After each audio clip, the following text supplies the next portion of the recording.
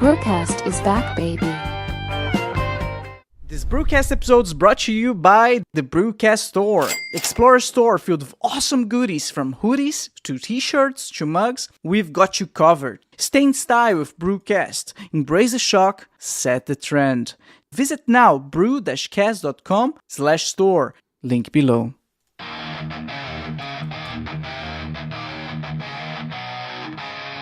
Back with the fire, can't you see the flames? From Deutschland steps comes the BRUCAST name. Voices like thunder breaking all the chains. Unleash the fury like a runaway train. Alright, hi everyone, welcome back to another BRUCAST episode. If it's your first time watching the show, make sure to like and subscribe.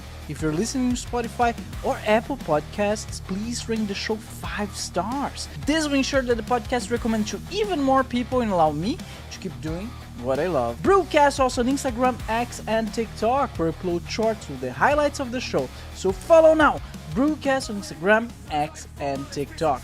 Links in the description below. Alright, hey there BRUCAST fans, you know what's up, I know what's up, it's time to talk about next month's giveaway. Yes, we just did one of those giveaways recently, about 3 days ago, and we're still waiting for the winner to reach out. We tried to reach out to you, man. You won, one of you won the BRUCAST Eco Bag. Yes, one of our merch. We're gonna keep giving away BRUCAST merch from the BRUCAST store. If you don't know it yet, go check it out, the BRUCAST store. And yeah, don't forget to like, subscribe, and comment to participate and and be running to win something. You might win something on the next giveaway. So we're gonna be doing the next giveaway at the end of next month. And yeah, that's about it. Good luck to everyone. Don't forget to like, comment, and subscribe. All right, so our guest today is Dr. Cindi Saj. Dr. Cindi Saj is a therapist, author, and educator who is here to make the world a better place. All right, Dr. Cindi, how are you doing? I am wonderful, and that's the best introduction I've heard in a long time. So thank you for your introduction, and I'm glad to be here. Well, thank you for being here. It's an honor. It's a pleasure. So I need to ask you, how can you help make the world a better place? Isn't it perfect already? Of course not. A little bit. Sometimes I feel it is, but yeah, take it away. All right. Well, the fact right now that we're both smiling is actually I've already accomplished my mission. Like just this idea of bringing joy, bringing smiling, and making the world a little bit gentle or a little bit kind of like not so heavy. And yeah, there's a lot of stuff going on in the world, and it's sometimes hard to kind of stop and acknowledge what's working right. And so yeah, kind of part of my role as a therapist is to work with individuals. As an educator, I work with counselors in training to be therapists, and also I work with people in the human service field who then, with a smile you kind of spread that joy to others. And then I'm an author of 2 books, which I would love to talk to you in a little bit about. But the books really just kind of talk about us finding our best version of ourselves to kind of show up in the world to make it a better place. And so this idea of, we are all pretty awesome in some way or some form. And it's about sharing that, the world has a lot of not good things happening. And, if we can show up as our best self, that is making the world a better place. Yeah, but I mean, for example, let's take a very, very dramatic example, the war. Yeah. Like, I mean, how can you, by showing up a little bit better, can help with that? I think that would be kind of a stretch, right? Well, I mean, definitely the act of war comes from a place of passion. People generally in war think that they're fighting for something they believe in. And so not to say, the casualties of war are with the best intentions, but people honestly do believe their position is right. And, we often don't think about the other position. We don't think about, more than one answer to a problem. And yeah, war is kind of one of those things where people are pretty black and white, and it really isn't always the best place to show up as your best self. But even if I can get people thinking more critically, maybe people won't just blindly fight in a war, right? This idea of actually acknowledging who they are and what they stand for, maybe we won't fall for everything and then just kind of get in line to be the next person in war. Dr. Cindi, I just realized I believe I was muted since the beginning. Well, I was muted or you're No, muted? I was muted, not you. So just for context, guys, I'm sorry, Oh but no, so I was just talking about myself. you're talking to the audience. Well, welcome. There was some questions. I wasn't just talking. Let's catch up. I'm gonna read your intro again. Of course, it's very important. Dr. Cindi Saj is a therapist, author, and educator who's here to make the world a better place. We're talking about how to make the world a better place, guys. There you go. I'm sorry for that. And then you did ask a question about war, so I Yes. wasn't just on a tangent. There was a good question there.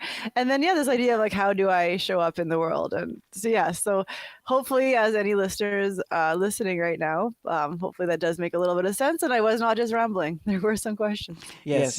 We were talking. I question her about the war. So, let me ask you that. Imagine you have depression. You're like in the lowest point of your life. What is spark of hope can you reach? Can you look for in order to try to make your life better? You as a therapist, what do you recommend? Yeah, and acknowledging that life is tough. Life is hard. We're all going to have people in our life that we love pass away. We're all going to have family pets pass away. We're all going to at some point, have some type of tragedy that sucks and that hurts and that feels really lonely and that feels hard and like we can't get through it. And, acknowledging in that moment that it sucks and it's okay to not be okay. It's not always about smiling, right? But sometimes this idea of, hey, it sucks right now, but recognizing in this one moment of time, it's one moment of time, right? The world keeps spinning, the world keeps going, things keep happening. And, kind of holding that space for that depression, that sadness, that loneliness, that whatever the feelings are, unpacking them a little bit to just say, hey, I'm not just sad, I'm actually disappointed. Or, hey, I'm not just sad, I'm actually hurt. When we unpack like what actually is causing that depression, and then it gives us kind of a step forward where if you're, disappointed, okay, what does that look like? Are you disappointed in yourself or someone else? If it's someone else, hey, can we control that? Probably not, right? And so it kind of gives us more to think about where, yes, pity, self-pity and being, lonely in the dark, wrapped up in your blanket might work for an hour or two or even a day or two. But there's some point to say, hey, this does not last forever. This too shall pass. And believing that life is hard, but there's also beauty in life. There's also really good moments in life. Everyone who's been alive up until this day in their life has recognized that, hey, I've gone through shitty things or I've gotten through things that haven't felt so good. And I've had really good moments in the next moment, right? And so things change day to day, minute to minute. And just this idea of just hold on, get through the kind of the storm. And there usually is some type of, light or sunshine after kind of the darkest days. So acceptance, focus on what you can control. Hold on because it's gonna get better. All right, yeah, that's beautiful. When it comes to the acceptance part, I once heard that a very good way of, and you correct me if I'm wrong, right? Of dealing with it, with dealing with like not being able to accept, is by focusing on your feelings. And by focusing on your feelings, especially if they're in your body, uh, after like you should just sit down. Like let me give an example. You sit down, you close your eyes, and if you're having anxiety attacks or any like chest pains because you're deeply sad because someone passed away, something like that, and by feeling it, it goes away. It's like a cube of ice that melts. Is that the case? Like, first of all, is this true? And if yes, why does it work? So there's 2 points that I'm going to make. And so the first one is this idea of like name it to tame it. So once you name it, this is the first, idea of acceptance, right? Once you acknowledge what you're feeling. And one of the best tools that I can say for people to download after today, or you can find it in my books, is the emotion wheel. Like getting to know what your feelings are, getting to that feeling wheel, because even this idea of like anger, okay, like I'm angry. However, I'm naming it, but what actually is it? Like, what am I angry about? Am I angry because I'm in physical pain? Am I angry because I'm in emotional pain? Am I angry because, I got hurt? Like, what's happening that I'm angry? So when you name it, that's the first step, and then taming it. So name it to tame it in the sense of recognizing what it is, and then recognizing how it shows up for you and why it's showing up for you. And that's kind of the next step to it. And the other point that I wanted to make is that feelings are like farts. And I'll explain that. Okay. In the way that feelings come up just like farts, and they're big and they're stinky and they kind of smell up the room. But what happens to farts? Well, they go away. Yeah, the smell of farts go away, and that's what feelings go away also. So the difference between the two is, a feeling is emotional kind of like chemical reaction in the brain. The brain has this, explosion of hey, hurt or sadness or even joy. This lasts about, they say 9 seconds. Sometimes I'm hearing 60 seconds, but if we can say 9 seconds, is if you can just kind of hold on for those 9 seconds, that's your fart. That's your stinkiness. And then once that goes away, it gets a little bit easier. But what happens is what people do is that when that feeling comes up, we often stack. We often then start to be like, well, the other time I farted, that really stunk. And the other time I farted, it was really stunk. So we start compiling all these like memories on to the feeling. And then, especially if it's like a I'm not good enough feeling and if I'm hurt feeling, then we start packing on all the other times that we felt hurt or not good enough. And then it's kind of becoming this big, huge like package. And then we're like, well, you know what? I'm going to pour some gasoline on this and light it on fire. And now this feeling is turned into a panic attack, or this feeling's turned into like a huge belief about self, which it doesn't always have to do that. And so feelings literally are these chemical bursts that happen, that dissipate, that go away if we don't give them too much space and time and then evidence. Does that make sense? Yeah, it does make sense. But from like life and the different interactions that I had with people throughout my life, I tend to believe that some people have more farts than others, way more farts than others. And 100%. what would be the reason for that? Like, why is that? Yeah. And you know what? We're all different. Like some people are introverts, some people are extroverts, some people love being in a room full of people, some people have more experiences with people, some people have more, feelings that they recognize, right? Some people have feelings from, mild annoyance to severe annoyance. Some people have, feelings from hunger or feelings from being hangry, right? Like we all have different things that we kind of, grow to kind of demonstrate or grow to acknowledge. And it's kind of like what we do with them that we kind of then set the stage. And so going back to this term of acceptance is accepting what we're feeling, because yes, you could stuff it, but then when we stuff our feelings, it becomes this kind of like active volcano where eventually it's going to eventually erupt. And then when it erupts, it's going to be around people that we don't really want to erupt around. It's going to be something that's not really significant, or that's going to kind of, have the same magnitude of as an eruption. They kind of say like the straw that broke the camel's back. Very similar, right? Where we're going to have this emotional outburst unless we deal with the small little things. Same goes with the fart analogy, right? If you hold in a fart, your stomach hurts. You get uncomfortable. It becomes a bigger thing than if you just kind of let it out and let it go and move on with life. Though then this idea too of people who have more, the evidence that we have to support the initial feeling is kind of like what we tell ourselves. And so if we're going to kind of continue down that path of, I'm angry, I'm always angry, the world's against me, the world's so harsh, I was driving on the street and someone, looked at me bad, and then I was like at the store and someone ignored me for a second, like we're going to compile all this evidence to support our feeling, because hey, we're already there, we're spiraling, it feels, we're accepting it, but now we're adding to it, right? We're kind of adding to like how it's so true. Reverse, what we can do in acceptance, and even this idea of commitment therapy, is acknowledge it, call it for what it is, and then distract, divert, switch it up, right? This idea of thinking about something else. We can sit there and wallow in our kind of depression or our anger or our sadness, or we can kind of say, hey, you know what, that sucked, I'm gonna go go for a walk outside into the sunshine. I'm going to go call up a friend. I'm going to go put on a YouTube video of baby animals playing. Like we can do things to kind of control where we go next. And that's the important part, is acknowledge the feeling, don't wallow in it, and then choose your next steps. Did you just describe what commitment therapy is? It's the first time I heard this term, commitment therapy. A little bit. Acceptance and commitment therapies is acknowledgement of, hey, I can feel anger. I can feel anger all in my body. I can feel anger in my hands. When I get mad, I sometimes make these fists. That's acknowledging it. And this is the idea of like, hey, I have the right to be angry. However, I don't have the right to be an angry person all the time to everyone else, right? This idea of acknowledging what it is, how it feels, but then diverting it, moving on, living your life, not living your life in that anger, right? Living your life of where you actually want to go with it.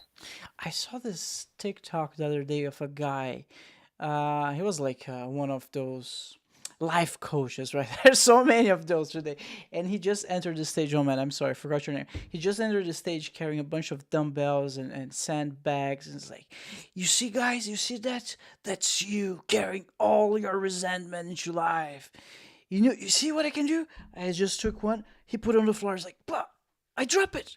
And then I put the other one. Oh, I drop. Oh my God, I feel so much better. And again, that's you. You have this power. You're carrying all of that resentment, all of the anger. When all you have to do is just drop it and live a lighter and happier life. Okay, but it's a beautiful analogy. But something tells me that it's easier said than done for Yeah. some reason.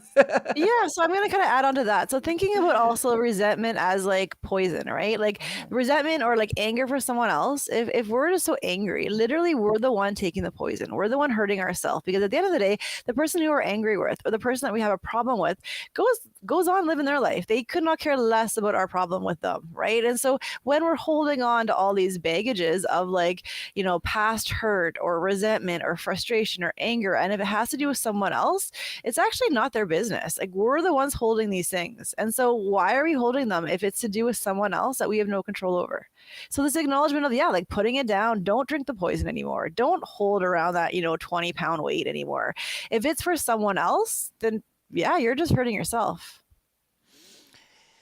Do you have any, how would you say, practical activity or like something very, some type of guide that people can easily follow on how to drop it because or let it go? Because that's a problem that I personally had like a lot throughout my, like I know I need to let it go, but I just don't know how. What skill that I need? Yeah. Yeah. For sure. So the irony of this all is that acceptance and commitment therapy is not one of the big theories that I practice, although I do wholeheartedly Oh. believe in it. However, I can give you a little strategy. And so this is called like, I think it's called the miracle river. And this is this analogy or this like metaphor of like, a lot of visualization, right? So as we were describing these like drinking poison or this idea of holding weights and all this kind of like metaphors exists of like what we hold for others, thinking about this idea of having this magical river. And if you can kind of like close your eyes and just imagine this beautiful creek kind of like running beside you, and as you kind of bring up these feelings or these thoughts or whatever it is that's causing you like distress, just imagine like putting it in the river, whether it's putting in a person in the river, whether it's putting a problem in the river, whether it's writing this problem down and putting it on a piece of paper and dropping it in the river. Just imagine like letting it go. And that's kind of this idea of like, visualization of a river. And this is how people kind of also let things go. Sometimes people actually need to let things go physically, right? Sometimes people aren't very good visually. And so the other strategy is like go to the river, take some rocks as you throw rocks in the river. Think about what you're upset about. Think about what you want to let go, using kind of nature to help you release what you need to release. Another visualization for this, like, releasing exercise is even like thinking about balloons. A red balloon signifies, this person in your life that's really causing you stress. Imagine their face on the balloon, closing your eyes, letting that balloon go up into the sky, and then it's gone, right? Or even this idea of like lying on your back and looking up at the clouds, and this idea of as clouds pass, like throwing away what you need into these clouds, right? So visualization is super neat life hack that we don't use enough, and we forget that we actually have complete control over our minds. We think that our minds have control over us and that our minds are these like, psychic ability, amazing like muscles that are, super powered. Our brain is actually really just like a computer. It just takes all the evidence that we've had in our life and adds it to our memory bank and then outputs whatever we remember and how we remember it. And so our mind is actually not this like amazing tool. Our mind is created from what we've experienced in our life. And so kind of keeping that in mind. And when we start to pull back the power we have over our thoughts, one of the sayings that I often say is like, you live most of your life inside your brain and your mind. Make it a nice place to be. You can do that. You can do that by, letting things go in that magical river in your mind or with these balloons or, the idea that, we forget that we have this power and control over what we think about. It's always not that simple. But, looking at other theoretical orientations or other models of counseling, one of the ones that I use a lot is cognitive behavioral therapy. Oh, When we think about like cognitive, that is like thinking, right? So thinking and then behavioral and then action. And that kind of is what the model talks about, which is very similar to a lot of other theories, but they all kind of have their own little area of expertise. But CBT talks about, what you think about, you bring about. CBT talks about like how you think about things is actually how you see the world. Another, example that I often talk about is, if you're someone who likes to go for walks and, as an outlook on life, if you're going for a walk every day and if you're looking down at the ground, looking out for dog poo, your walks are going to consist of you looking out for dog poo. And that's going to kind of be a different type of walk than if you go outside and if you're smelling the fresh air and looking up at the sunshine and watching the birds and the trees. That's going to be a different walk than you looking down at the floor, always looking for poo, right? yeah. It makes total sense. Um, I think there's a name for that. Guys, correct me if in the comments if I'm wrong, but I think it's like the red car theory. And you might know, Dr. Cindy. Like if you're only think about you're thinking about red cars, all you're gonna see on the streets are red cars because your brain automatically just narrows down the thing you're looking for. It for some reason excludes out of reality all the things that are not focused on.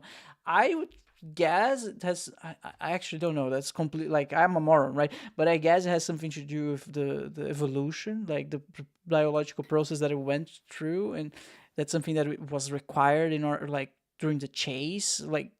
But that doesn't apply for a Yeah. woman though, because So yeah, take it away. I'll jump in. So thinking a little bit back to what you're saying and thinking back to my saying that our brain is a computer. And so we like to like identify patterns, right? And our brain will give us evidence to support what we're looking for.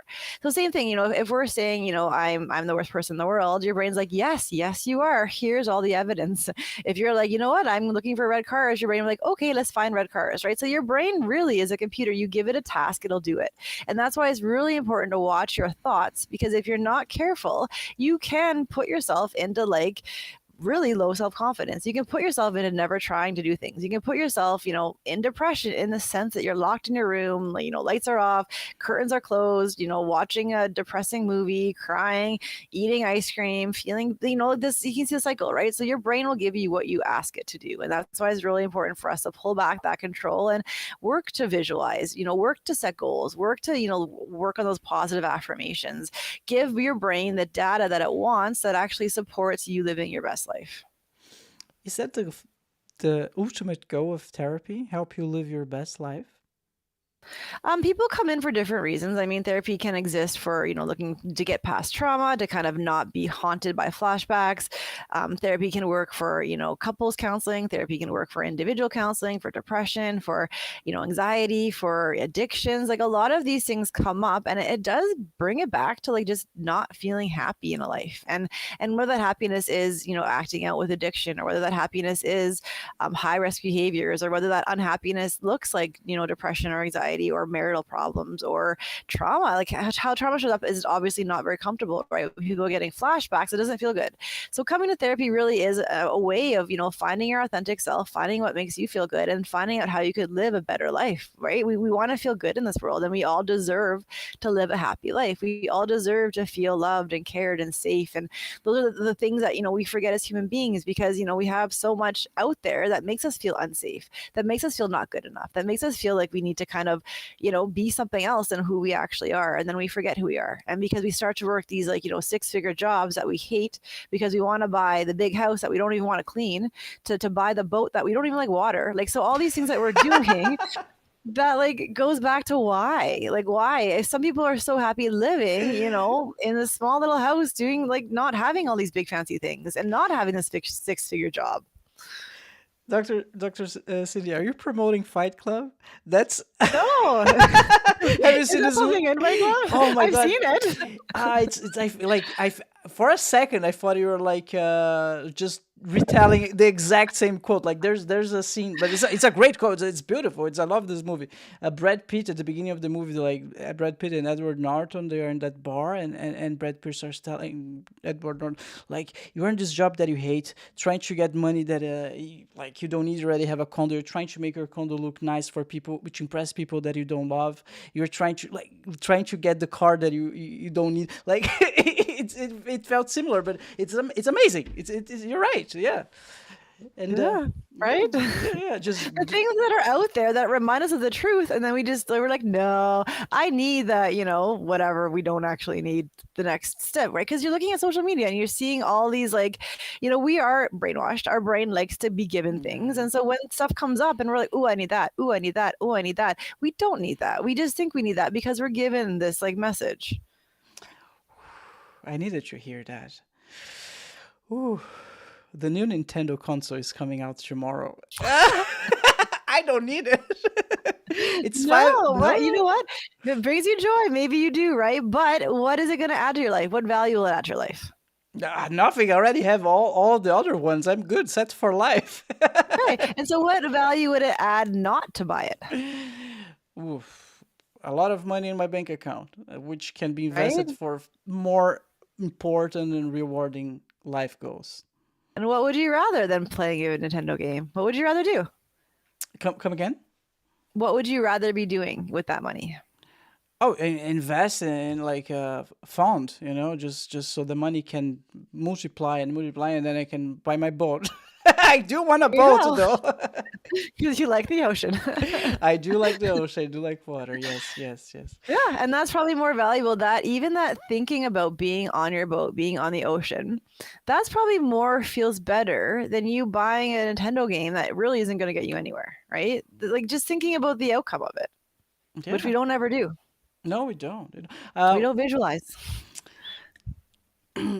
Someone once told me that one of the primarily goals of talk therapy is to help you mature.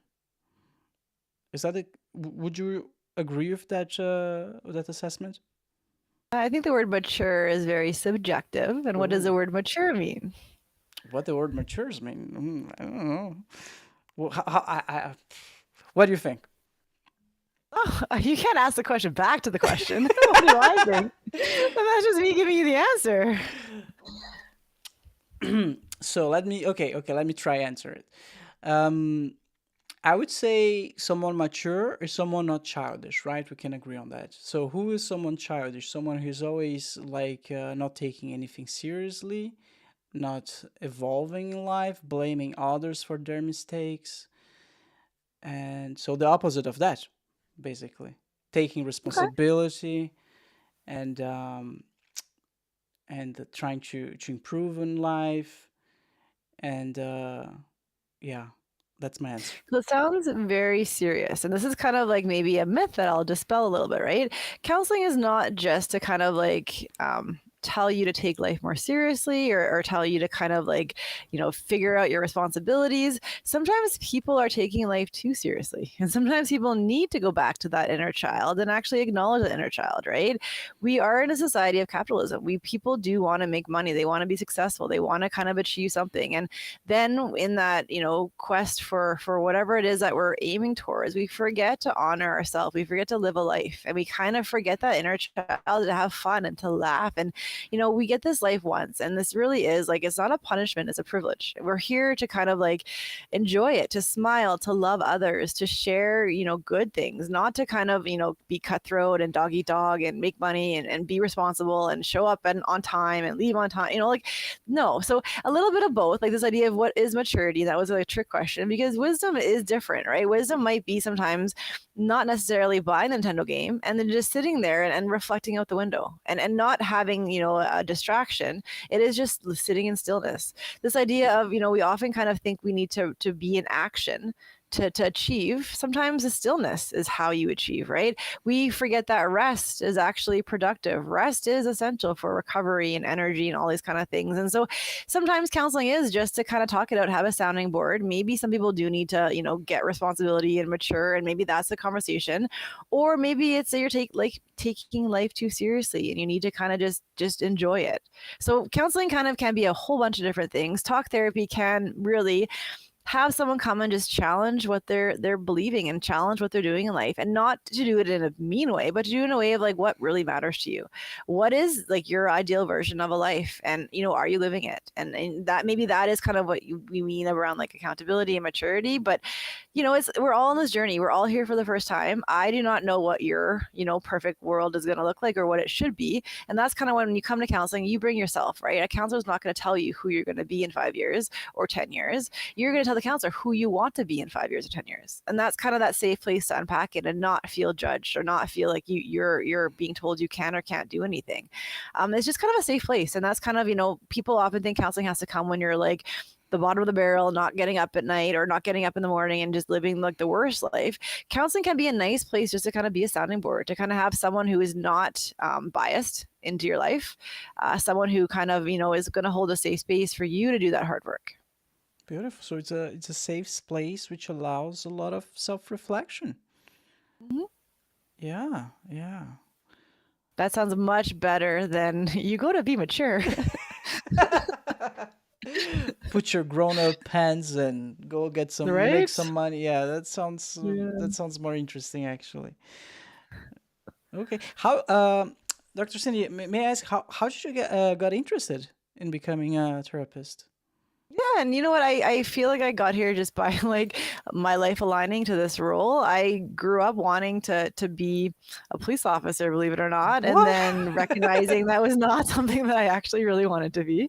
And then I kind of took an interesting way where I didn't know what I wanted to be. I went to school for psychology and criminology, and then I started working in the jails and probation. And then I was like, well, I don't really know if this is what I want to be. And then I kind of moved over to like social work and working with like child protection. And then I was like, oh, that's not really where I want to be. And then I've kind of been like everywhere working with adults, youth, children. And then it was like, wait a minute, like in all these jobs, I was always showing up to try to help people be like the best version of themselves, right? And that's kind of the theme of them all, right? Whether it is people in jail or whether it is people on probation, whether it is people working with like child protection, everyone just wants to be the best version of themselves, to be better for their kids, for their family. And that's kind of the theme that it kept coming back to.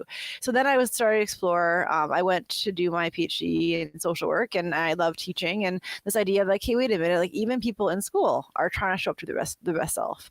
There's a lot of imposter syndrome, whether it is as counselors, whether it is as like people in general. We all kind of like, this whole thing of faking until you make it is real. Like everyone at some point in their life feels that they're a fraud or they feel like they're being fake. And how do you then kind of move with authenticity through that?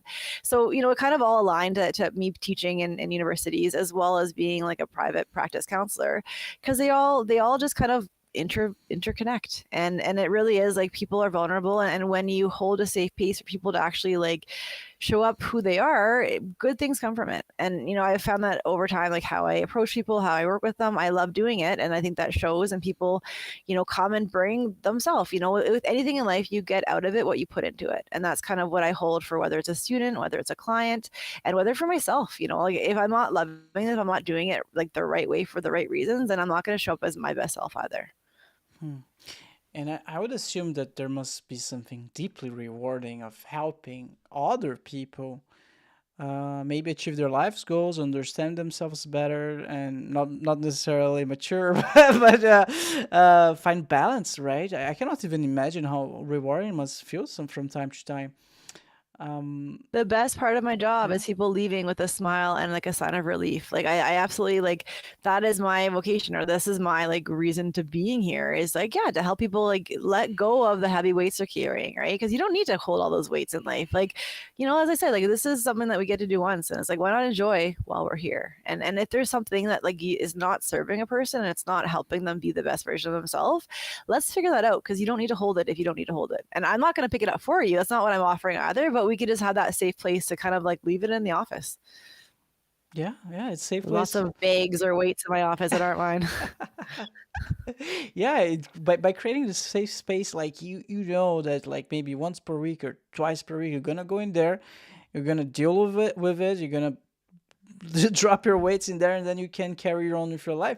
But I cannot deny, but believe that a lot of people they they don't wanna, or they think they don't wanna drop their weights. I met people like that. Mhm. And I don't understand, because for me, I just question myself, why? Why wouldn't you? Of course, it's their life, their problems. They need to deal with that. I'm not their mom. I'm not their dad. But it's very puzzling for me. Why'd you say is that? Yeah. So one way of looking at it is it's they know what it feels like. They know that it's comfortable, and although it's uncomfortable, but they actually know that, hey, this is it. This is what it feels like to be sad. This is what it feels like to be hurt, to be miserable. It's that cycle of like, I'm scared of anything else. This is what I have. I'm scared of it getting worse. I don't want to put it down, because what if it comes back again even harder, or what if it comes back even bigger? So people are scared, and that's very common. Where it's scary to change. It's scary to kind of like think about a life that, hey, if I don't have this pain now and if I put it down, what if it comes back and it's more painful? Hey, like at least now it's a shield of pain. We kind of forget that, hey, when you let it go, it's kind of worth it. It's kind of worth feeling good to let it go. Even if the potential of being hurt again in the future does come back, you know what, you're going to be a little bit tougher, because you know that you can put that down too. But it takes like that first step of putting down the first time to actually get to understanding it, which some people aren't ready to do. So from what I understand, is a fear of vulnerability and being exposed in case it happens again and it hits them even bigger and even harder. Mm-hmm. I see. Okay. Because when you're already holding that heavy weight, you're like, I can't hold any more weight. We forget that when you put the weight down, wait a minute, I have two hands now, right? Like we can handle more stuff. But if you're already in that position of being overwhelmed, tired, angry, sad, that sucks in that moment. And kind of going back to the first question you asked me, like, what would I tell someone in that moment? Like, hey, like you can put that down. We forget that in the moment, because it's big, it's heavy, it's hard. And then if we're feeling big and heavy and hard and it's overwhelming as is, we can't even fathom anything else coming at us, right? And so when you put that thing down, you forget that, wait a minute, that weight's gone. You feel better. It's different. But you can't get to that thinking unless you kind of have these kind of conversations. How crazy is that? I don't think crazy is the right word, but it's so interesting how the mind works, right? It is, yeah. Damn. So you might not even know, like you cannot even reach a level where you know that dropping those weights and maybe becoming vulnerable again and letting it go will help you if you don't have those types of conversations. So it's not like, 100%. so would you say that letting go is not something natural that we as humans are capable of doing by ourselves alone? So how our mind works, and that's a great question, right? This idea of like how our mind works is that whenever we have a painful event, our mind's like, ooh, this is a juicy one. And so it actually kind of like keeps cycling that pain. It's a juicy one. Yeah. Well, this is a big one, right? Like any big pain that hurts, we keep it on replay because it's so big, and our brain's like, this is a good one that we're going to keep replaying this, right? So our brain doesn't know any better. It just goes with like our reaction to things, right? And so our reaction to things gives our brain the message of, hey, keep doing this, keep doing this. I feel hurt me even more. And it kind of is a cycle. The idea of, yeah, like we don't know to turn that cycle off unless someone says, hey, wait a minute, like, you know, do you know that you're actually really in pain? And they're like, oh, no, this is just how I've been naturally feeling for the last 5 months of my life. Okay, well, you know, have you ever thought about this or this? Like, you need someone else to get you out of that cycle. And as human beings, like we actually, you know, we need connection. We need each other to get out of that. And that's the thing, when people isolate, you know, maybe it's safer, or maybe it's something that feels like, hey, I know what this feels like because I'm alone, and I'm alone because I made it this way, and I can't, you know, be hurt anymore. But we forget that one person can just shift us out of it, can get us out of it by asking a curious question. In counseling, something called Socratic questionings, kind of these questions that make us think a little bit more. In counseling, the biggest shift that I ever see is when someone's like, that's a good question. And they think about it, because that's their brain making new neural pathways that break up that cycle of, hey, this pain hurts, it feels good. Hey, this pain hurts, it feels good. Like anything else that you add to that equation is going to switch it up, but you need to add something else. You're not going to just think of it on your own because your brain's already in a cycle. Wow, that's so interesting. What's the name of the thing? Socratic question? Yeah, you have it up. Socratic questioning. Yeah. So it's this idea of like asking probing questions, asking questions to kind of like get deeper thinking. I love it. I didn't know this existed. So Socratic questioning is a method of inquiry and discussion focused on exploring ideas by asking probing questions. These questions aim to clarify understanding, challenge assumptions, and encourage critical thinking. Socratic questions don't provide answers, they guide individuals towards finding them through thoughtful reflection and discussion. Wow, beautiful! Like, yeah, you're not how to say what's the English term? Like baby feeding them? The answer is no. Oh, yeah, Yeah. 100%. No. And that's like counseling. People come to counseling and be like, well, tell me what to fix. I'm like, no, the best part is you figuring it out, right? Because I can tell you what to do 5 times out of like, I can tell you it over and over again. But have you ever had that moment where you figure it out and it feels so much more rewarding than someone telling you what to do? I think it's even worse if you tell them what to do and it end up backfiring. They're gonna resent you. 100%. Yeah. And Yeah. that's the thing. We can never know what someone's best solution is because we're not in the living their life. Like we may from the outside know what's best for them, but really like people taking like their autonomy, taking like their, solutions is the best way to kind of guide through life, right? Because if you're doing what I'm telling you to do, you're just back in that rat race of like capitalism and doing what everyone else is doing because I'm telling you to do it, right? You're not doing it for your reasons, which Socratic question gets you to. Beautiful. Wow, that's so interesting.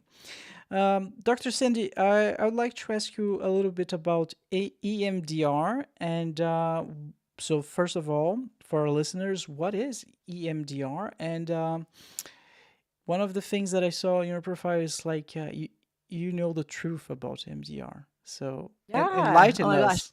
Yeah, so EMDR, I love it. It's called eye movement desensitization and reprocessing.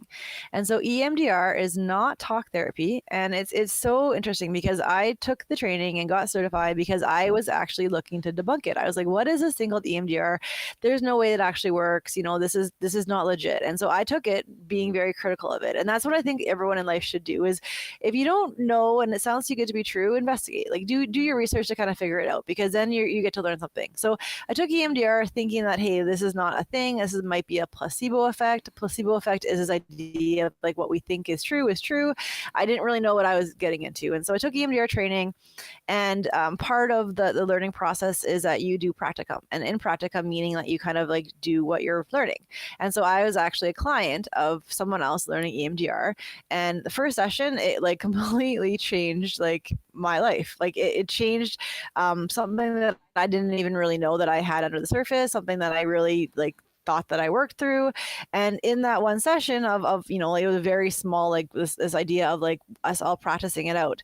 It really did change my thinking. And I was like, how is this even possible? So then I obviously did more research and EMDR, moving your eyes and this thing called bilateral stimulation, which is like left, right, whether it's like audio or whether it's like feelings or whether it's eye movement, it does stimulate kind of our brain and this idea of our neural pathways and our long-term memory and our emotional reaction to things. And that's kind of where I said earlier around like emotions being this like, chemical reaction.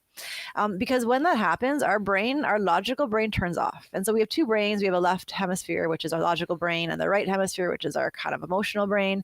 And EMDR has found this amazing hack to literally use your body to help you heal from trauma or to heal from big emotions. And so with human beings, and you were kind of saying it earlier, like, evolution wise, we kind of have this ability to kind of keep us safe. And so when we get triggered or when we think that we're not safe, our body does things to kind of keep us safe. So our brain shuts off this like ability to do math. It shuts off this ability to kind of like have these like big discussions about the questions about life. What our brain does when we're scared is it gets us to survive. And so with what happens in trauma, and a lot of the time with any kind of big emotions, is that we regress to like survival.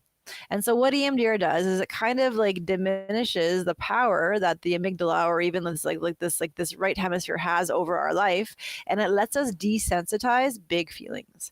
Once we desensitize those big feelings or kind of put them on pause, our logic brain pops back on. And when our logic brain pops back on, we could really evaluate situations in our life that we felt hurt and that we kind of created core beliefs about.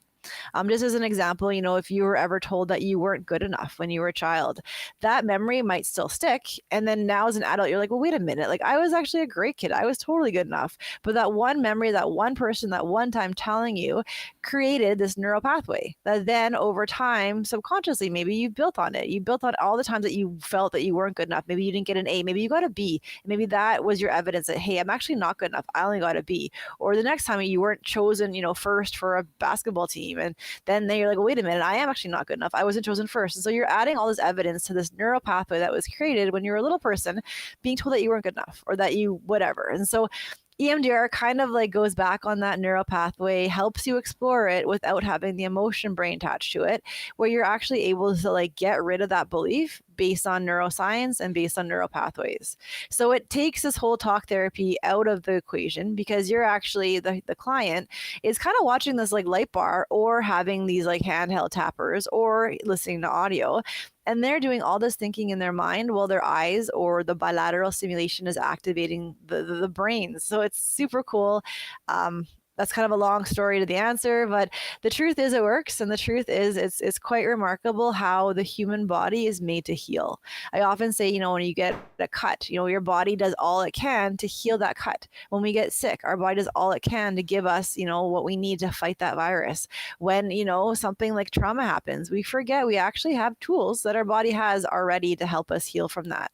And then adding on to that, right? Looking at what's around us, you know, looking at the ocean, even like the sound of the ocean is actually therapeutic. Going out to like grounding, walking on grass, that's therapeutic. They actually even suggesting, you know, hugging a tree causes our body to feel at ease. And so we have all these cool things around us that we forget because we're always told pharmaceutical, you know, you need a medication, you need a pill, you need this, you need that. But there's a lot out there. And so, you know, bring you back to EMDR.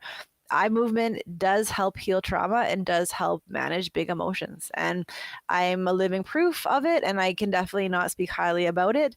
But with that being said, is that person has to be ready for it. You have to kind of, you know, want to kind of explore that. And people have a lot of fears, and, you know, I could definitely spend an hour talking about all the myths about EMDR. It won't, you know, re-traumatize you. You won't leave feeling worse. Sometimes healing is uncomfortable, but that doesn't mean that you're getting worse. And so keep that in mind if you are exploring this journey of health and wellness and how to get there, is that sometimes it's uncomfortable before it gets better, but this idea of it's always there. You've survived the worst days of your life, and now it's kind of like, how do we then get you to the best days of your life? Wow. Yeah. I mean, there's always sunshine after the rain. Or how like the gym bros say, no pain, no gain. Right? Yeah, but that honestly sounds like a superpower. I think the problem is, like as you mentioned, when you get a cut, your body kind of heals automatically. You don't need to think about it. We do have the two EMDR, but it's something that you need to want it and you need to know how to do it. So it's not that automatically how someone would heal from a Actually, cut, right? well, I will jump in with that. So EMDR, and I forgot this, so thank you for mentioning this. EMDR is that left, right, left, right. And if you think about our natural sleep cycle, REM sleep, rapid eye movement, is the same thing as EMDR. So when you're sleeping and when you're actually in REM sleep, you are able to process your emotions and you're able to heal in your sleep. And this is kind of bringing it back a little bit to people who have trauma, often kind of don't sleep very well. And they kind of have these like sleepless nights, or they're not getting the full night's sleep. REM sleep is very similar to EMDR. And even thinking back to everyone who maybe has had a really rough night where they felt really sad or depressed or just, you know, felt really overwhelming the evening, they always say, get a good night's sleep, you'll feel better in the morning. Because that's rapid eye movement. That's what EMDR also does. It helps you put away the big emotions from your day when you're sleeping. So it actually is your body's natural way to help you. But we, in our society, you know, we're all sleeping 5 hours. We're all kind of getting up early, drinking caffeine to get through the day, drinking those energy drinks. Like, we don't actually give ourselves the time to rest. And so, yes, if we gave our body the time to rest, we probably would be able to heal through trauma, but we don't. So that's kind of what EMDR also helps with. Mind Right? blown. That's incredible. I Yeah. love it. But Yeah. so the EMDR exercise, it's similar or the same as when you're in deep sleep. Your eyes are. Could you just walk through with us how this exercise looks like? Because when you say eye movement, it sounds a little bit abstract. So how exactly does it work? Do you sit still in place and you? Yeah, so kind of different ways. And so this is kind of where online you could do it or in person you could do it. But what you would do is like you'd have kind of like a light bar in front of you, and then what you could do is even like looking at my eyes right now as I move. So you keep your head straight, take a nice big breath in, long breath out, and then you just kind of guide your eyes. So you'd go like left, right, left, right, left, right, et cetera, et cetera. So that is what eye movement looks like. So EMDR, but the catch is it goes a lot faster, and it's controlled by someone who is a professional. And so it's not just looking left and right. However, looking at how it was created, so Francine Shapiro is a creator of EMDR, and the way that she even figured it out that it existed was she was walking and had just gotten really, pretty severe news about her health. She was looking up at the trees, and she was looking from like one tree to the other to the other. She kept looking back and forth. And then after a while, she's like, wait a minute, like because of this eye movement, I actually don't feel as disturbed. And then she started to research it. And yes, by controlling our eye movements, so whether it is left and right, there's actually something called critical incident desensitization, where they actually get you to look up, inhale, exhale, look down, inhale, look up, exhale, look down, inhale, look up, exhale, look down. And it's also a resourcing strategy. So that one going up and down can help you calm down if you're feeling overwhelmed or if you're kind of like hyperventilating or panicking. That is one way that we control our eyes to help control our brain, to help bring our body at ease. If you're looking at anything, so even like the breathing strategies, you can put yourself from like a panic attack to sleep with your breath. You can put yourself getting ready for a run by breathing a bit more, right? Your breath can like calm you, and your breath can kind of hype you. And that's kind of, one of the strategies. And if we're so like, what, your eyes can do it? Well, if your breath can do it, what do you think your eyes can do that connect to directly to your brain, right? There is a lot of MRI and CAT scans and different evidence-based research to show before and after and during EMDR what parts of your brain are getting activated. And it is science-based, like it is evidence-based. So we're not just kind of hocus pocus making this up. It does connect, your eyes connect to your brain. And then when we're kind of doing this in a controlled pace, so the slower helps like for resourcing and calming down, and the faster helps to desensitize. Different things kind of come up with that. But yeah, and so kind of going back to this idea of it really is just as back and forth, but in different speeds and different paces and whatnot. There's an EMDR 2.0, which actually does a whole bunch of other stuff to add to it as well. It's not just your eye movements. The EMDR was kind of a little bit like named too quickly because it's not just eye movement. Like you could actually have your eyes closed and still do the whole entire therapy, which is kind of cool. And so we often talk about like tapping. So people will tap, and EFT, which is like emotion focused tapping, is other thing. But tapping also, and they call it butterfly hugs or tapping, can help you resource or desensitize. And so I'm kind of going all over the map, but EMDR is not just eye movement. People use it with the eye bar as eye movement. It's kind of hard to show and do a session like this, but if you are curious, please go look up EMDRIA, which is like the International EMDR Association, or for your country, look up, EMDR in Canada. We have EMDR Canada, and then you could find a practicing someone who is like certified, registered, and who will kind of guide you through this all. There is 8 steps to the model, so there's a lot more than what I'm just saying today. And please don't try it at home because you need to kind of have someone guiding you through it, because there is a little bit of the Socratic questions, right? There's a little bit of like, you need to kind of know where you're going. If you're kind of just like, thinking about your brain as like this snow globe, if you just kind of shake it up with the EMDR, okay, but then are you doing it the right way, right? So you always want to be safe with whenever you're messing around with, therapy, really, right? Because you can get a lot of harm from people who don't do it the right way. Oof. You definitely don't want that. No. I read Safe one though is up and then down, up and down. That helps kind of any kind of overwhelming panic. So it's a quick little hack if you're ever kind of feeling overwhelmed. The other big life hack is just to breathe. It sounds so like, breathing, but really, it's the best thing for you. Panic attacks are often caused by not getting enough oxygen. We often hold our breath when we get scared, and that sends our brain, who is really just our computer, into like crazy panic because it is like, where's my air? Where's my human? Are we dying? And that's how you get to the whole next step. Where's my human? Damn. I read it today that depending on the type of meditation you're doing or the way you meditate, about 10% of people get psychosis or worsen, get worse in symptoms from whatever they're like, I don't know, whatever is happening to them just gets worse. And I was like, what, 10%? Because from what, like, I think generally speaking, everyone kind of believes that you meditate, you get better. It's like, it's, of course, that's what happens. But no, that's not true. So with meditating, sometimes people forget to clear your mind. If Oh. you're just sitting there and if you're just thinking about your problems, definitely not going to be helpful, right? And so, I often say, like, if I were to say to you, don't think about a blue elephant, There you go. I'm thinking right? about That's all blue you do is elephants. think about the Yeah. elephant, right? So when we say quiet your mind or like clear your mind, people are like, yeah, I'm clearing my mind. I'm clearing my mind. Like it doesn't always work that way. And so with meditation or anything you're doing, like moderation is key. Try to start small. Start with like a minute.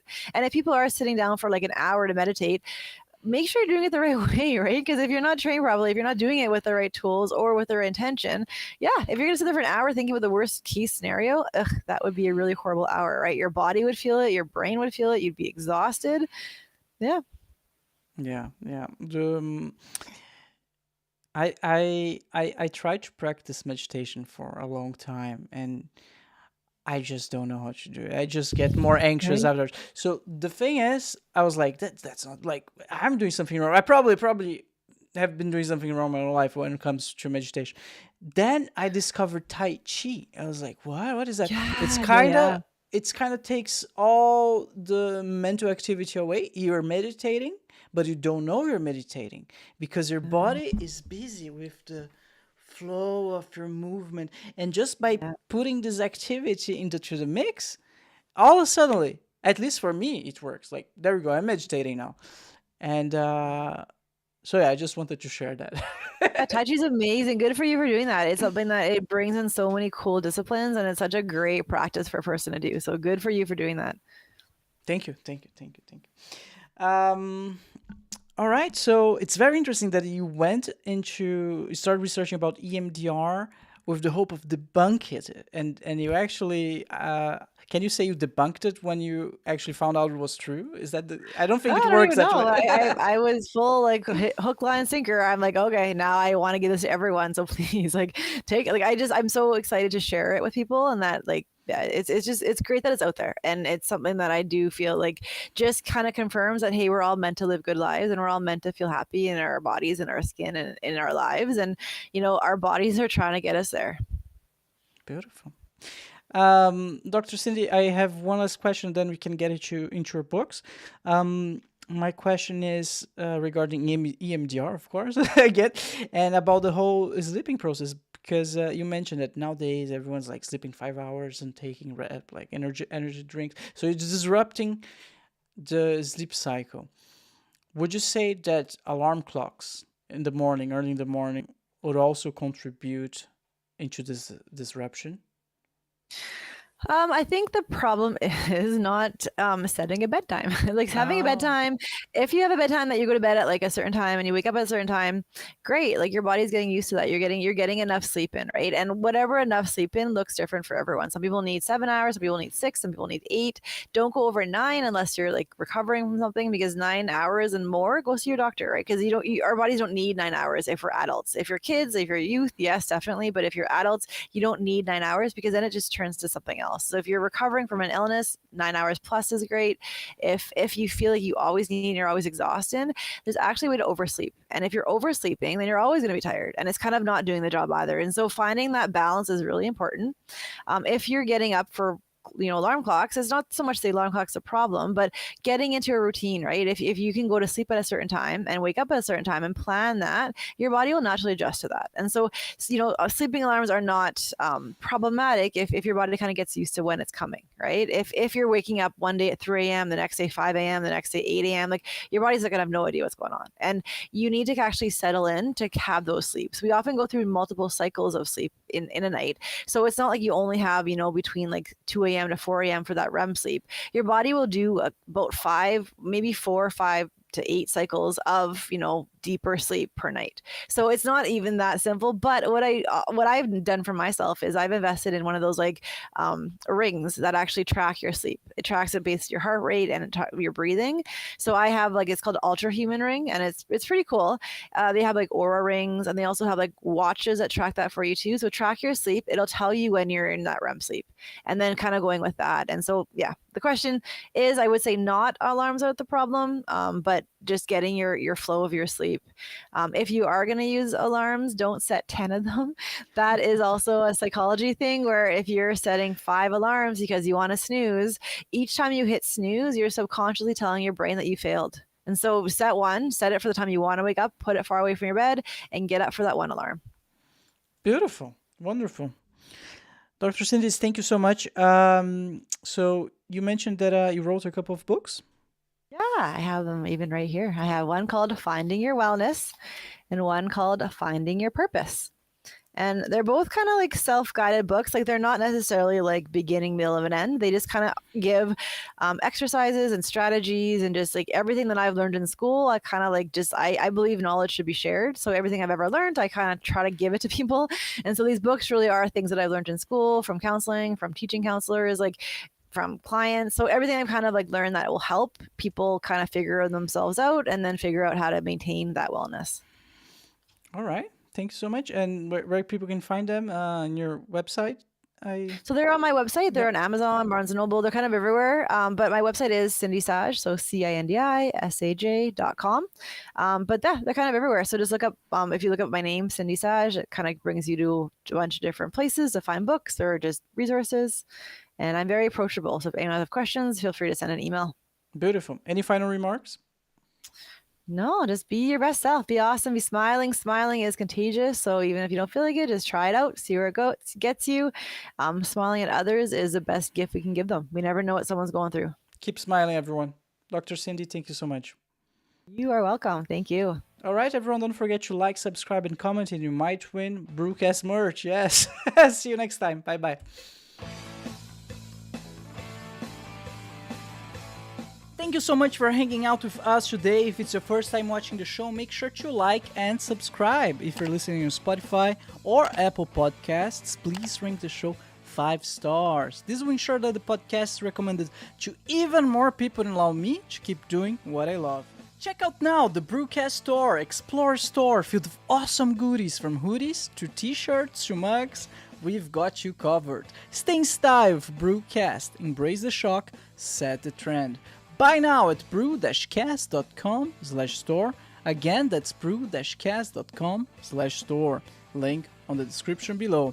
Be a BRUCAST model and get free stuff. We'd love to see how you and your loved ones enjoy BRUCAST. Snap a picture of yourself, your family, your friends, or even your pets wearing BRUCAST merch, or watching an episode of the show and send it to us and become part of BRUCAST. We'll feature you and your pictures at the end of every episode, just like the ones you're seeing on the screen right now. You can upload your pictures at brew-cast.com/contact or tag us on social media. Alright everyone, it has been a pleasure. Thank you so much and see you next time. Bye bye.